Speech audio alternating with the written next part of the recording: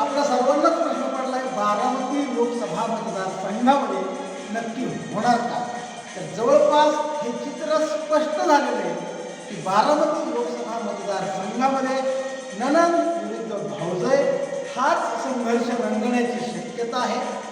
आणि याचा पुरावा म्हणून काल दिनांक 23 फेब्रुवारी रोजी भोर शहरामध्ये सुनेत्रा पवार यांच्या केलेल्या विकास कामांचा आढावा सांगणारा चित्ररथ दाखल झाला आणि त्या चित्ररथाची झलक आपण पाहूया.